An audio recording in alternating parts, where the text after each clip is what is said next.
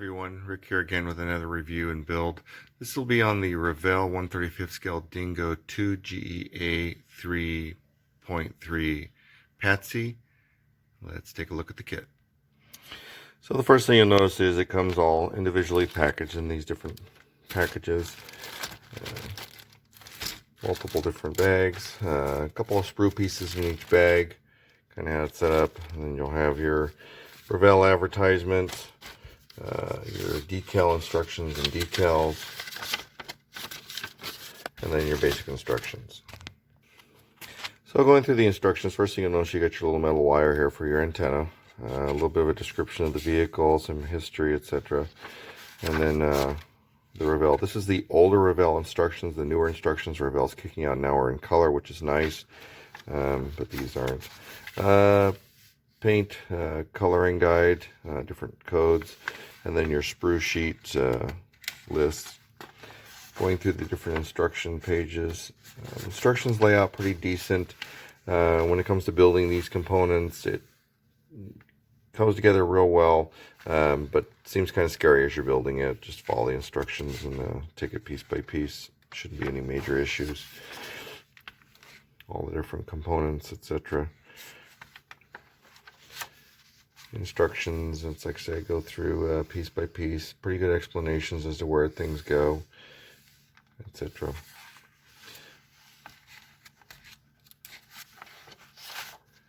Going through your window installations, side skirts. One of the things you're going to notice in this kit, and I'll show with the parts itself, is they did a really good job of the interior. Here there's some aftermarket products you can buy if you want to put seat belts and different extra details in here, but itself comes really well detailed. It's a pretty decent Revell kit with good detail. Your different cab, your undercarriage, boxes, etc., storage.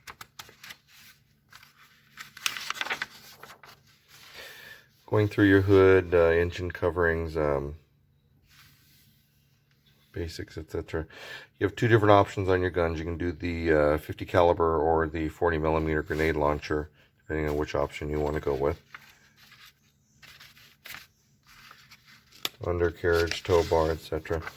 And they go through the camo patterns. Now, like I said, the newer version of the instructions are in color, which is nice, but these do give you a good detail of the instruction patterns for painting a camouflage pattern.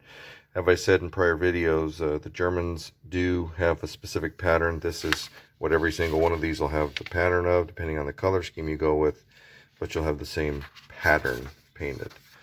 And then where you put your decals, etc. Here's a look at the decal sets.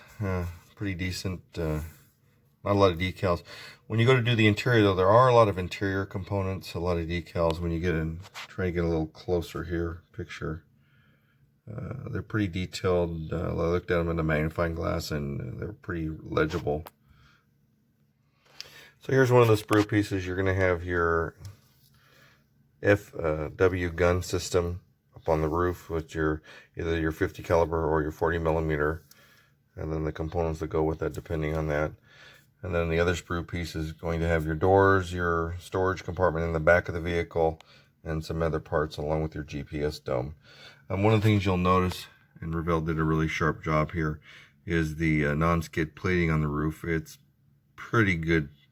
It's bright, not too thick, not too thin, holds paint well, and looks real sharp once it's finished. Here's going to be your sprue piece with your windshields, turn signals, headlights.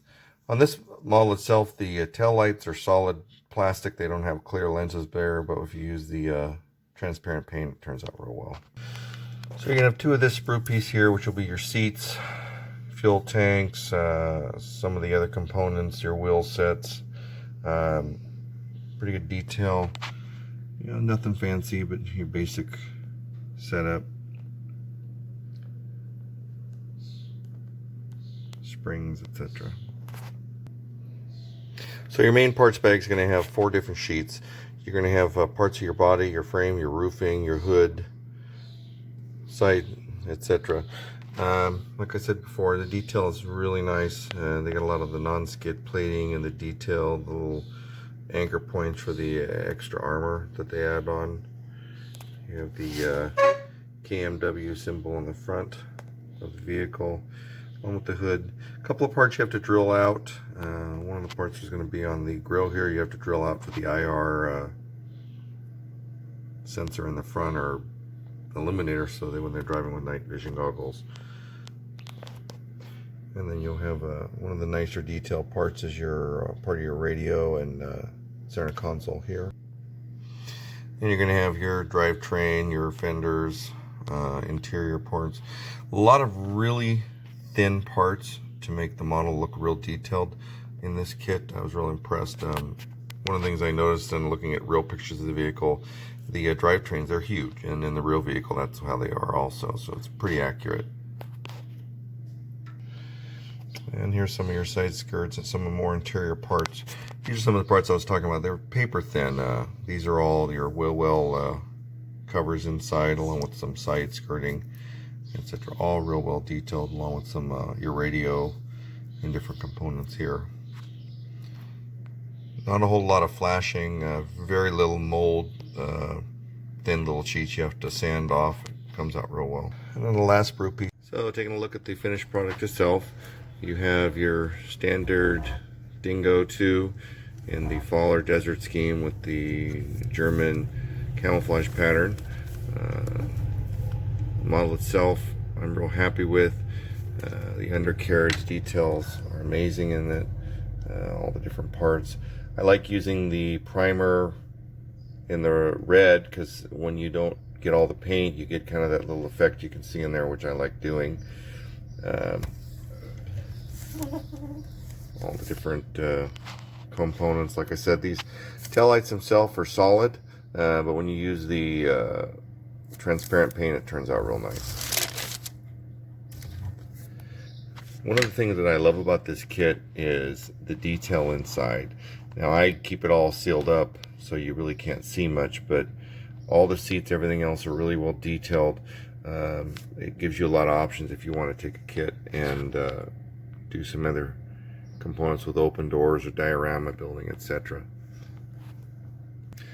The model itself goes together real well. No major issues. The only thing that you kind of struggle with is the frame underneath. It's real simple and lightweight, which it would be on the vehicle, but you kind of have to watch to make sure everything's put together just right, or you'll have alignment issues once you finish the model itself. If you do everything just right, it sits real flat, no real issues. Revell does not make the wheels turn on it. It's all glued together. It's kind of a standard Revell thing, but it's still, unless you're making a toy for a model, it's really irrelevant. It doesn't much matter. Like I said before, using the Vallejo paint, I like the finished product.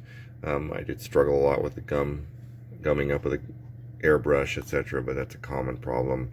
But like I said, you just take your time, it'll come out real nice. The kit itself is outstanding. I'm very impressed with it. I've got 2 more to build. The thing that's nice about it is there's a lot of aftermarket products if you want to make some of the other variants they do, or add details to it. If you're making diorama also, it lends itself to that option also. Anyway, take care. There's my eval, and have a good day.